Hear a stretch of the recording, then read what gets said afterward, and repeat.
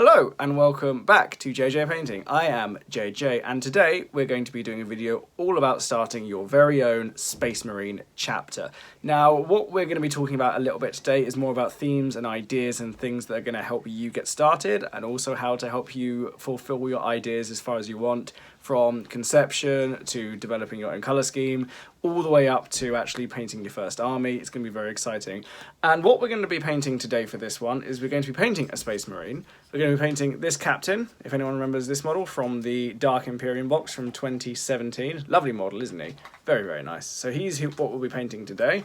We're going to be painting him in Salamander's colours. There's a bit of a joke there if anyone gets why. If you understand why, leave it in the comments below. So without further ado, let's crack on. So when it comes to creating your own Space Marine chapter or Chaos Warband or Orc Culture or Imperial Guard Regiment, Astra Militarum Regiment, there are a few things that I think are really important to consider before you get started.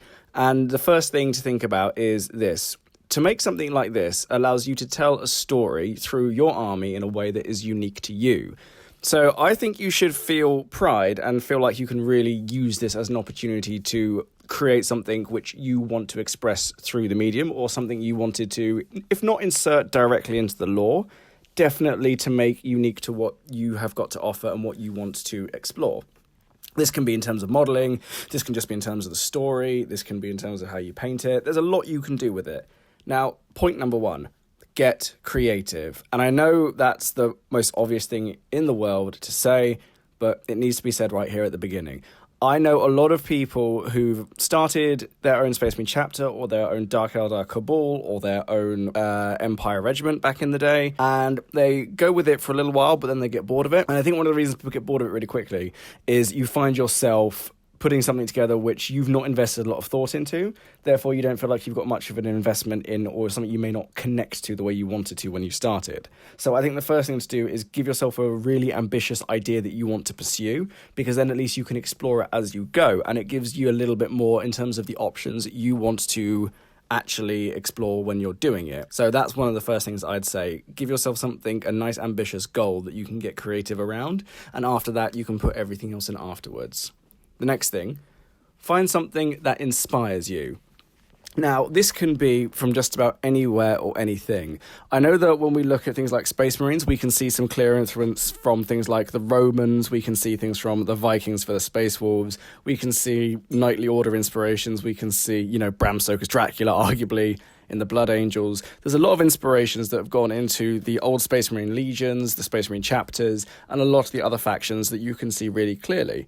Now, having said all of that, I think that's a really good start point, but we don't have to limit ourselves to that. And what I mean by that is that's the work that Games Workshop has done for us to give us an idea of where we can draw inspiration from. But you really can draw inspiration for these things from just about anywhere. A really interesting one I saw recently is someone who established an entire Space Marine chapter around the American War for Independence. And he called them the Freedom Eagles, which was a bit of a naff name, I think. But at the same time, what I think that says quite a lot about how far they're willing to reach. Another person I want to mention did something based around the Ottoman Empire. So he gave all of his chapter characters very Arabic sounding names, based a lot of the planets and their ships around locations that were in the old Ottoman Empire, and even some of their own lore around it as well.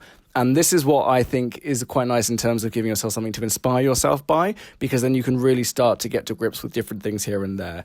And the last one I want to mention is a bit different. It's a Cabal for the Dark Eldar, and someone themed that around the idea of our version of digitized modern warfare. So they had a lot of unmanned vehicles. They were literally all controlled effectively by mind impulse units, and they modeled everything to make it look like everything was unmanned, and what infantry there were there had a lot of tech support built into the models. So that's a design thing, and I really wish I had pictures to show you, but I haven't seen these guys for a couple of years, and I needed to get hold of them to do that, but they didn't answer. So if either of you are out there, Graham or Derek, then please send me your pictures, please. Thank you. You both know I'm on YouTube now as well. The next thing is make it work around what you like about the army. So every army and every faction across all the game systems have their own strengths and weaknesses. And there's probably something in there that draw you to that army to begin with. Whether with Space Marines, it was just the aesthetic of, super soldiers in massive suits of power armor. If it was orcs, these massive vehicles that are a bit ramshackle, but somehow still function, even though they're covered in spikes and blades and have probably been held together with Pritt stick. It's pretty legit. And there's a lot of options you can explore just through that, in terms of what draws you to it and what you want to explore from this idea, and then pull it from there. Now, if we stick with that idea for a second, a really good example we can use is Astra Militarum. The Astra Militarum regiments, because they've recently been given some new regimental doctrines that you can find in the Psychic Awakening book. Now, if you look in those, that gives you a lot of options to build the rules around the army, but also in terms of the composition of the units you use. So if you like yourself a nice big tank rolling armor, you can take mostly tanks with some very light infantry support and base it around that. And if you want something a bit more aircraft heavy or aircraft and paratroops, you can do that too. I know this all sounds incredibly obvious, and this is all stuff you probably figured out, but when it comes to designing something which is a bit more personal to you, this is something which you have to consider in the list you want to actually put together, or just the army you want to put together. And as a result, it will give you a clearer idea as to maybe how you want them to work on the battlefield, but also how in your mind they actually stand up in the lore. Now, the next thing is links onto that. Let the lore be something that's personal to you. So a lot of people occasionally coming up with these things give their whole chapter or their whole regiment or their whole cabal or craft world a single throwaway line to kind of explain everything. And if that suits you, fine. But what I often find is that if you do that, you never really feel that invested in pursuing that army any further. Now, I'm not saying you have to go off and write a whole novel about them just because they're your chapter and you want to write a novel about them. Looking at you, Aaron Dembski-Bowden, but you don't have to go that far. It could just be a few ideas in your head, things you want to explore, things that inspire you, but things that ultimately move you. So what you could find yourself with, and just a little example, which someone was effectively a Space Marine army, but it was themed around the Slenderman character from popular culture and that one Steam video game. Now, I know that might seem like a bit of a weird idea, but straight away there were a lot of options. Yes, he is in mostly black or very dark grey armour. Every single soldier would be. But then you get creative with the helmets. You could file those helmets down so they are completely featureless. You can change the equipment around quite a lot. There's a lot of things you can do with that straight away, and a lot of ideas that could follow it. I know it sounds more like Chaos Space Marines when you start getting into the modelling side of things, but it gets the imagination going and thinking, what could I do with this? But as a result, it is something to try. But also, if you have particular historical events that inspire you, or characters from history that you are really drawn to, or even people from today who you quite like and think maybe there's something in there worth exploring, those are things to look at too. You do see people who are inspired quite heavily by other works of fiction. So things like by Philip K. Dick do often get put into people's custom armies. I know Asimov is used quite a lot as well, as is, Star Wars influences and things like that. And that's all absolutely fine. And if that is what works for you, that's what works for you, and you should definitely explore it. And if there's other things which are more based in history or more based in our current affairs, you could do that as well. A really interesting one that someone suggested to me a while ago was a Necromunda gang based around, a comedy one based around the idea of a Space Marine rugby team. So you play your Arbites, but you play them all effectively and model them all so they look a bit like just roided up rugby players, which could be quite interesting. And I think there's something in that to explore, because ultimately when it comes down to the models, that's down to you what you want to do with them, provided it's very clear what they are, especially if you want to play tournaments and things like that, or if you just want to play games with people who may not know your style of play immediately. And the other thing, and this is a really important one, a colour scheme you like and are willing to paint. So this is a really important step in this, because one of the things that I have seen occasionally is people do these lovely, beautiful, elaborate colour schemes, and they never want to do them again past the first squad. Never again. They will paint 5 models or 10 models, and that's it. They literally do not have the motivation to recreate that over and over and over again. Now, yes, I know how big some of our armies can get and how ambitious we like to get with our projects as well. And as a result, we can find ourselves, especially in the case of armies like Tau, Eldar, and even over in Age of Sigmar, when you think about things like the War Clans or the Cities of Sigmar, those armies can get very big. Very, very big, very quickly. So if you're going to find yourself with an army which has got a lot of models, or even just really big models, make sure it's a colour scheme that you like, but it's a colour scheme that you're going to be willing to commit to finishing. And that's the other thing that I want to get onto next. Do test models. Get a couple of models, doesn't really matter what they are. I'd recommend one HQ choice, so something like a sorcerer, a captain, maybe a big mech for orcs, possibly a battlesuit captain for Tau, crisis battlesuit leader for Tau, and maybe a few line infantry as well. Just a few basic troops, and just do some rough colours on them, because that will give you an idea as to if you want to change your colour scheme, if you want to adapt it, and if those guys end up in your army, happy days. If not, then you just strip them off and try again. There's loads of different methods you can try for stripping paint off models. But by doing this, it'll give you a clear idea as to how you want that army to look, but it also give you an idea of how much time and effort you're going to have to put into it. And if you are one of those people, who I completely understand if you are, who just wants to have a simple base coat, wash, done, fine.